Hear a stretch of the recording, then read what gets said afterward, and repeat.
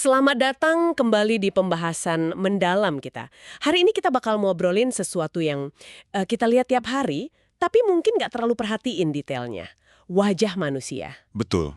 Bayangin aja, wajah kita ini kayak kanvas gitu ya, tempat pikiran, emosi, semua terlukis di situ. Sumber kita kali ini fokus ke bab 7, buku What Everybody Is Saying. Judulnya pas banget, The Mind's Canvas. Iya, kanvas pikiran. Wajah ini kan universal banget ya, senyum, sedih, marah, di mana-mana orang ngenalin lah ya. Katanya bisa lebih dari 10.000 ekspresi loh. Luar biasa memang kemampuannya. Tapi, nah ini dia. Kita kan juga jago banget nyembunyiin perasaan, ya Yes. kan? Pakai topeng. Ini yang bikin ngebaca wajah jadi ya tantangan tersendiri. Jadi, misi kita di pembahasan kali ini kita mau coba bongkar nih sinyal-sinyal nonverbal utama dari wajah berdasarkan sumber kita biar kita lebih paham apa sih yang sebenarnya orang lain rasain atau pikirin. Iya, Tapi bukan buat jadi detektif kebohongan ya, lebih ke arah memahami emosi dan pikiran di baliknya. betul sekali. Dan yang menarik, meskipun kita bisa bohong pakai wajah, banyak reaksi wajah itu justru datangnya dari sistem limbik kita, bagian otak emosional. Oh, yang otomatis itu ya? Iya, seringkali refleks jujur keluar gitu aja sebelum kita sempat mikir buat nutupin. Kuncinya yaitu tadi, observasi yang teliti sama lihat konteksnya. Oke. Mari kita mulai dari yang paling dasar deh. Gimana caranya kita bedain secara umum aja nih antara orang lagi ngerasa positif atau negatif cuma dari lihat wajahnya. Tanda gedenya apa aja? Bisa.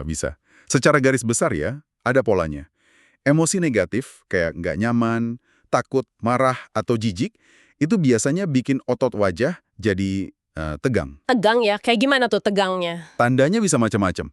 Mungkin rahangnya kelihatan mengencang, terus lubang hidung sedikit melebar kayak siap siaga gitu, mata mungkin agak menyipit. Oh iya. Iya, kayak mau ngeblokir sesuatu yang nggak enak dilihat atau didengar. Terus yang sering banget kelihatan itu bibir. Bisa jadi menipis, bergetar, atau bahkan kayak hilang gitu, karena ditekan rapat. Bibir menghilang. Oh, oke. Fokus matanya juga bisa jadi kaku, perpaku. Lehernya juga kaku, nggak ada miring-miring santai gitu. Wah, detail juga ya. Dan reaksi negatif ini seringkali cepet banget munculnya, cuma sepersekian detik kadang-kadang. Itu yang namanya micro-expression. Sebelum orangnya sadar terus berusaha, nutupin.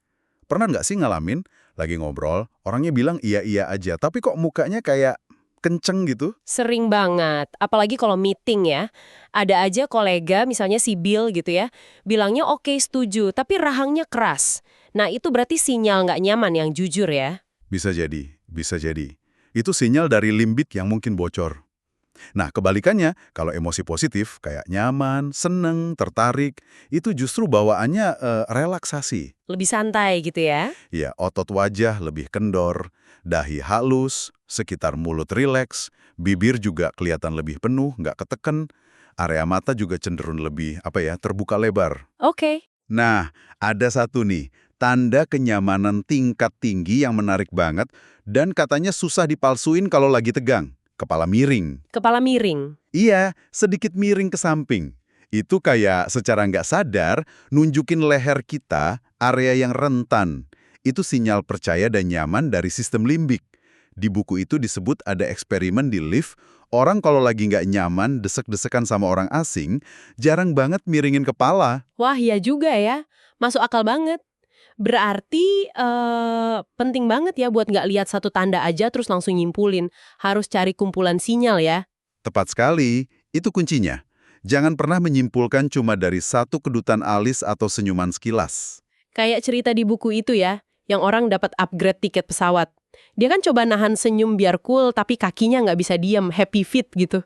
Nah, itu dia contohnya. Selalu cari konfirmasi dari beberapa sinyal, terus bandingin juga sama bahasa tubuh yang lain. Tangan, kaki, postur, semuanya. Oke, tadi Anda sebut soal mata menyipit ya sebagai tanda ketegangan. Ini menarik nih, mata kan sering dibilang jendela jiwa. Seberapa banyak sih sebenarnya yang bisa kita intip lewat mata, terutama sinyal-sinyal jujur yang susah ditutupin? Mata itu memang kaya banget informasinya. Kenapa? Karena banyak respon mata itu otomatis. Bagian dari refleks limbik buat melindungi diri atau merespon sesuatu. Misalnya nih ukuran pupil. Pupil mata bisa kelihatan emang. Susah kalau nggak diperhatiin banget, Tapi ini akurat. Pupil kita itu melebar kalau kita lihat sesuatu yang kita suka atau menarik. Sebaliknya, menyempit kalau lihat yang nggak kita suka. Ini penelitiannya Hess, udah lama. Respon limbik murni. Wow. Contohnya, di buku itu kan, FBI bisa identifikasi mata-mata cuma dari lihat pupilnya ngecil pas nama rekannya disebut. Gila detail banget ya, selain pupil apalagi? Menyipitkan mata tadi. Itu nggak cuma karena silo cahaya loh. Secara nggak sadar, kita menyipit buat ngeblokir pemandangan, suara, atau bahkan pikiran yang nggak kita suka. Oh, jadi kayak mau nutupin gitu ya? Iya, bisa jadi tanda nggak suka, ragu, atau bahkan marah yang ditahan. Mungkin pernah lihat anak kecil nyipitin mata ke temennya yang dia nggak suka. Atau klien yang nyipit pas baca pasal kontrak yang, aduh, nggak enak banget. Iya. Terus ada lagi eye blocking yang lebih jelas kayak nutup atau ngucak mata gitu. Itu refleks juga? Betul. Eye blocking itu mekanisme pertahanan limbik yang, primitif banget. Otak kita otomatis berusaha ngelindungin diri dari gambar atau info yang dianggap negatif, nggak enak, atau ngancem. Bentuknya gimana aja tuh? Macam-macam. Bisa nutup kelopak mata sebentar banget, nyentuh atau ngucek mata, sampai nutupin mata pakai tangan. Ini insting banget. Bahkan bayi atau orang tunanetra dari lahir pun ngelakuin ini. Nah, dalam investigasi, ini sinyal kuat banget. Terutama kalau terjadinya pas setelah dikasih stimulus negatif. Oh, timingnya penting ya? Penting banget. Contoh kasus pembunuhan tusuk es atau kebakaran hotel di Puerto Rico di buku itu kan jelas. Tersangkanya eye blocking bukan pas ditanya, kamu pelakunya. Tapi pas ditanya detail alibinya, kayak, kamu di mana pas kebakaran? Itu nunjukin masalahnya di situ.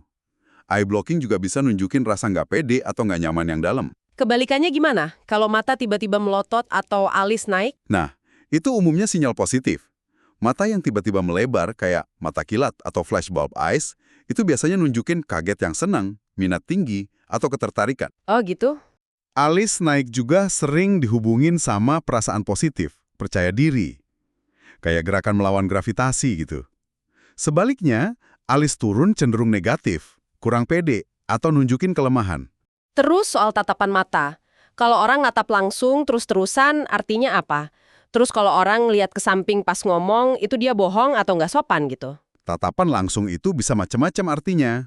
Bisa suka, penasaran, tapi bisa juga ngancam. Konteks sama ekspresi lain penting banget di sini. Oke. Nah, soal ngelihat ke samping atau ke jauh gitu, ini sering banget disalahartiin. Seringnya orang lakuin itu justru buat bantu dia fokus mikir atau memproses informasi. Bukan berarti nggak sopan atau bohong, malah bisa jadi tanda nyaman. Oh, justru buat mikir ya? Iya, tentu tergantung budaya juga ya. Bisa jadi artinya agak beda, mungkin submisif atau malu. Terus ada juga dinamika status. Orang yang merasa dominan biasanya lebih bebas natap kemana-mana. Wah, ini penting banget nih buat dilurusin. Banyak yang mikir lihat ke samping itu udah pasti bohong. Terus kalau kedipan mata gimana? Katanya kalau kedipannya cepat sama dengan bohong. Nah, ini mitos gede. Tingkat kedipan mata emang naik kalau kita lagi stres, gugup, atau khawatir. Tapi kan stres nggak sama dengan bohong. Iya juga sih. Contohnya kasus Nixon atau Clinton. Kedipan mata mereka naik drastis pas diinterogasi. Ya karena tekanannya gede banget. Yang perlu dilihat itu perubahan dari kedipan normal orang itu. Kalau tiba-tiba jadi cepet banget, itu nunjukin ada stres atau arousal.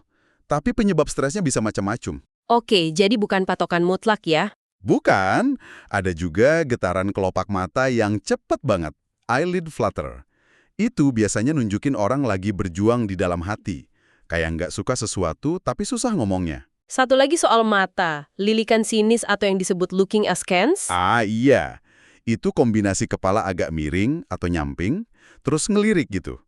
Itu sinyal kuat kalau orang lagi curiga atau ngeraguin omongan kita atau situasi. Jelas banget nunjukin nggak percaya. Oke. Mata emang penuh makna ya ternyata. Sekarang kita geser dikit ke bagian wajah lain yang nggak kalah penting, mulut. Sinyal jujur apa aja nih yang bisa kita tangkap dari area mulut? Mulut juga ekspresif banget. Pertama, senyum ya. Ada senyum tulus, namanya Duchenne smile. Cirinya itu nggak cuma sudut bibir naik, tapi otot-otot kecil di sekitar mata ikut ketarik. Kelihatan ada kerutan alami di sudut mata. Itu senyum yang rasanya hangat dan asli. Bedanya sama senyum palsu atau basa-basi gimana? Kalau senyum palsu atau sopan, biasanya cuma bibirnya aja yang gerak ke samping. Area matanya nggak terlalu aktif, Kadang, malah senyum yang kelihatan dipaksa atau ditahan kelamaan, itu justru bisa jadi tanda nggak nyaman, bukan seneng. Nah, ini nih yang katanya jujur banget, bibir yang kayak menghilang atau menipis itu. Beneran ya? Betul sekali. Kompresi bibir atau lip compression itu salah satu indikator stres, cemas, atau perasaan negatif yang paling bisa diandalkan. Kayak refleks limbik nyuruh, tahan. Jangan ngomong apa-apa. Jangan biarin apapun masuk. Munculnya instan pas ada stimulus negatif. Oh, langsung gitu ya? Iya. Progresinya juga jelas biasanya. Dari bibir normal, terus mulai menipis, terus bener-bener kayak hilang atau ketekan rapat, sampai puncaknya itu sudut bibir turun ngebentuk huruf U kebalik. Itu tanda distres atau sedih yang kuat banget. Respon limbik yang susah dipalsuin. Tentu, tetap harus lihat baseline orangnya ya, bibir normalnya kayak gimana. Wah, itu kuat banget ya sinyalnya. Berarti kalau kita lagi ngomong terus lihat bibir lawan bicara kita menipis atau hilang, itu hampir pasti ada sesuatu yang negatif dan lebih bisa dipercaya daripada omongannya mungkin. Sangat mungkin. Itu salah satu sinyal paling konsisten yang nunjukin ada sesuatu yang negatif lagi diproses sama dia. Terus, ada lagi, mengerucutkan bibir, lip pursing. Mengerucutkan bibir, kayak gimana tuh? Bibirnya dimajuin dikit gitu, mengerucut. Ini juga sinyal akurat, artinya bisa dua. Nggak setuju atau lagi nimbang-nimbang alternatif lain. Oh, bisa dua arti ya? Iya, sering banget kelihatan pas negosiasi, atau di pengadilan, atau rapat, pas orang dengar sesuatu yang dia nggak suka atau anggap nggak benar. Contoh negosiasi kontrak. Di buku itu jelas banget nunjukin pentingnya sinyal ini. Kalau seringai atau the sneer, itu apa artinya? Seringai itu pas satu sudut bibir ketarik ke samping gitu sama otot pipi. Itu ekspresi universal buat nunjukin penghinaan, ngerasa lebih superior, atau nggak peduli. Sinyal yang cukup dingin lah. Penelitiannya John Gottman malah nemuin kalau seringai muncul dalam interaksi pasangan, itu bisa jadi prediksi kuat buat perceraian loh. Waduh, serem juga ya. Kalau gerakan lidah, ada artinya juga. Ada beberapa. Kalau jilat-jilat bibir, itu bisa jadi karena mulut kering, tanda stres, atau usaha nenangin diri. Kalau julurin lidah dikit ke samping, kayak Michael Jordan pas main basket, itu seringnya tanda lagi konsentrasi tinggi. Oh, oke. Yang menarik itu tongue jutting, julurin ujung lidah dikit di antara gigi. Ini sering muncul cepet di akhir interaksi. Artinya bisa macam-macam, kayak, haha aku lolos nih, atau duh ketahuan deh, atau aku nakal nih. Bisa juga seneng tapi diam-diam. Konteksnya penting banget buat nentuin artinya. Luar biasa ya detailnya. Selain mata sama mulut, ada lagi nggak sih area wajah lain yang ngasih petunjuk penting? Ada dong, dahi misalnya. Kalau dahi berkerut, itu bisa tanda stres, cemas, sedih, atau lagi mikir keras, konsentrasi. Kerutan vertikal di antara alis biasanya lebih ke cemas atau fokus. Kalau yang horizontal lebih ke kaget atau bingung. Tapi ya bedain sama kerutan alami karena usia ya. Iya, iya. Terus, lubang hidung melebar. Ini tanda adanya arousal, butuh oksigen lebih. Seringnya, ini persiapan buat aksi fisik. Entah mau lari, berantem, atau sekedar tertarik banget sama sesuatu. Ini sinyal buat kita waspada. Contoh pencegahan perampokan toko di buku itu nunjukin pentingnya lihat ini. Kalau gigit-gigit kuku, itu cuma kebiasaan jelek aja kan? Lebih dari itu sebenarnya, gigit kuku itu masuknya pacifying behavior, perilaku buat nenangin diri. Jadi itu tanda jelas adanya rasa nggak aman atau stres. Bukan cuma karena kukunya panjang aja. Oh, jadi ada makna psikologisnya ya? Iya. Terus perubahan warna wajah juga penting dan nggak bisa dikontrol. Muka merah, blushing, atau pucat, blanching. Merah bisa karena malu, ketahuan bohong, suka sama orang, atau ngerasa ruang pribadinya dilanggar. Kalau pucat, biasanya karena kaget, takut banget, atau kadang pas bohong, karena aliran darahnya dialihin. Ini murni reaksi limbik. Kalau sinyal nggak setuju kayak muter mata, rolling eyes, atau ekspresi jijik sekilas gitu. Muter mata itu lumayan umum ya, di beberapa budaya kayak di AS buat nunjukin nggak setuju atau nggak hormat. Nah, yang akurat banget tapi sering kelewat, itu ekspresi mikro rasa jijik. Sudut hidung atau mulut naik dikit, kadang cuma sebelah. Cepet banget, tapi itu indikator kuat penolakan atau nggak suka. Contohnya ada ya di buku? Ada. Contoh sales gym atau kasus tunangan batalin nikah, itu nunjukin gimana kuatnya sinyal mikro ini, meskipun cuma sekilas. Terakhir nih, soal dagu sama hidung yang diangkat atau diturunin. Ada hubungannya sama gravitasi lagi kayak alis tadi? Prinsipnya mirip. Gerakan yang kayak ngelawan gravitasi cenderung positif. Dagu atau hidung yang diangkat biasanya nunjukin pede, mood lagi bagus. Meskipun kadang bisa juga jadi sombong ya, kayak contoh De Gaulle di buku. Haha, oke. Sebaliknya, kalau dagu atau hidung turun, itu lebih ke arah kurang pede, mood negatif, atau kayak mau menarik diri gitu. Jadi banyak banget ya lapisan makna di kanvas wajah kita ini, kompleks banget. Terus gimana cara terbaik buat nyatuin semua informasi ini biar nggak salah baca? Nah, ini bagian paling pentingnya. Ingat 3 hal utama. Pertama, konteks itu raja. Selalu lihat situasinya apa. Arti satu ekspresi bisa beda banget, tergantung lagi ngapain dan sama siapa. Oke, konteks nomor 1. Kedua, cari kelompok sinyal, clusters. Jangan pernah menyimpulkan cuma dari satu tanda. Lihat juga tangan, kaki, postur badannya gimana, sinyalnya konsisten nggak, cocok nggak sama omongannya. Sip, cari temennya ya sinyalnya. Ketiga, dan ini krusial banget, aturan sinyal campuran. Kalau ada konflik, misalnya omongannya positif, tapi wajahnya nunjukin negatif, atau di wajahnya sendiri ada sinyal positif sama negatif campur aduk, Nah itu gimana? Mana yang dipercaya?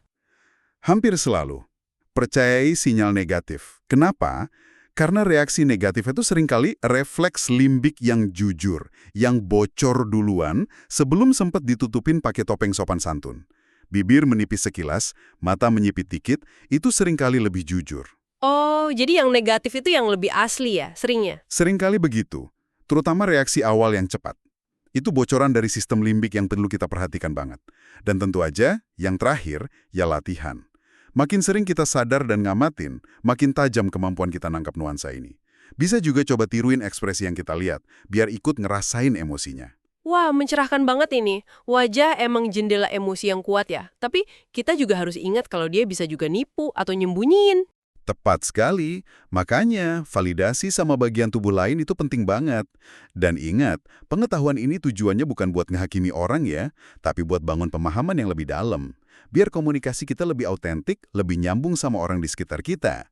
Membacakan kanvas pikiran ini ya, buat bantu kita terkoneksi lebih baik aja. Setuju banget. Terima kasih banyak ya untuk penjelasannya yang super detail dan mendalami ini. Nah, buat Anda semua yang lagi dengerin, coba deh direnungkan sebentar.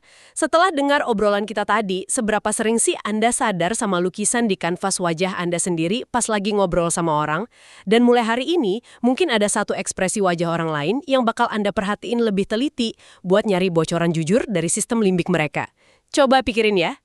Sampai jumpa di pembahasan kita berikutnya.